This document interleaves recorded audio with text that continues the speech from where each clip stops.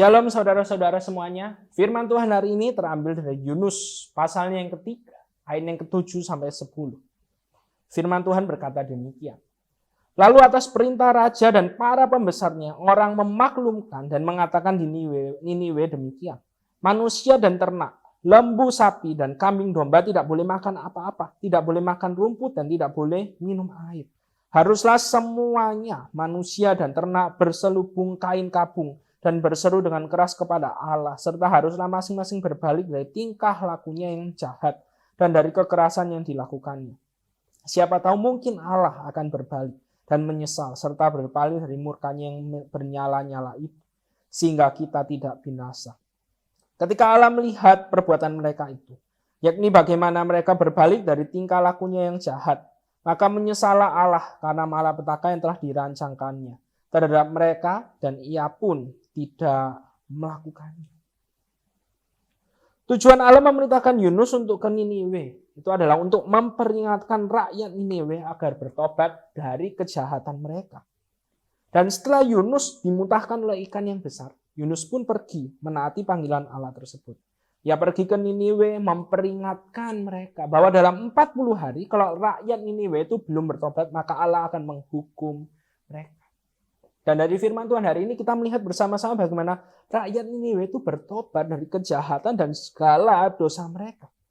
Raja dan pembesar kota Niniwe memerintahkan agar rakyatnya itu berpuasa dan bertobat, berbalik dari tingkah laku mereka yang jahat. Dan kita tahu bersama-sama akhir ceritanya bagaimana Allah tidak jadi menghukum kota Niniwe karena mereka bertobat dengan sungguh-sungguh. Pertanyaan bagi setiap dari kita, apakah pertobatan yang sejati itu?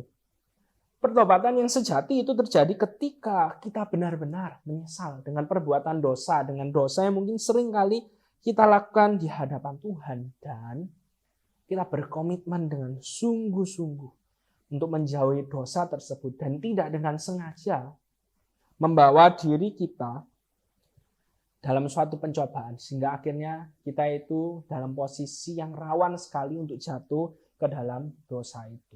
Karena kita sendiri yang mencobai diri kita sendiri. Dan kita perlu mengingat, pertobatan yang sejati itu hanya terjadi ketika kita bergantung pada pertolongan Tuhan di dalam hidup ini.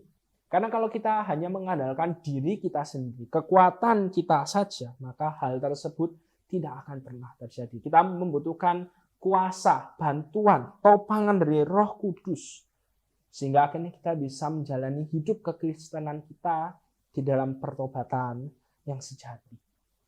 Bagaimana harimu? Masih adakah dosa-dosa yang kita lakukan? Atau mungkin kita juga berkata, aduh susahlah kalau sama hal ini, cobaannya terlalu kuat, jadi ya sudah, aku seringkali kalah dan akhirnya aku jatuh di dalam dosa. Firman Tuhan hari ini mengingatkan ketika kita berdosa, maka kita harus segera untuk bertobat. Jangan terlalu lama berkubang di dalam lubang dosa itu. Kalau Allah belum menghukum Anda, itu bukan berarti Allah fine-fine saja dalam hidupmu.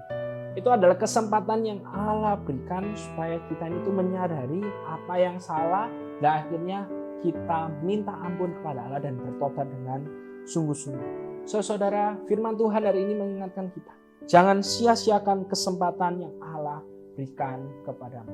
Selagi ada kesempatan, lakukan yang benar. Bertobatlah dari dosa-dosa yang mungkin sering kali kamu lakukan. Amin. Mari sama-sama kita berdoa.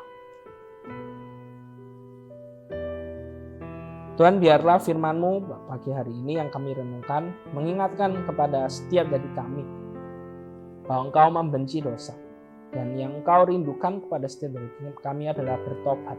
Bertobat dengan sungguh-sungguh, berkomitmen dengan sungguh-sungguh untuk tidak melakukan hal tersebut. Kami tahu itu hal yang susah, tapi bukan mustahil, karena kami tidak mengandalkan diri kami sendiri, tapi ada Roh Kudus yang beserta dengan kami, yang memampukan setiap dari kami untuk senantiasa hidup di dalam ketaatan kepadamu saja.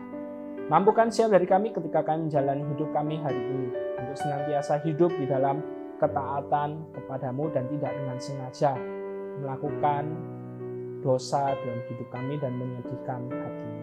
Dalam nama Tuhan Yesus kami telah berdoa. Amin.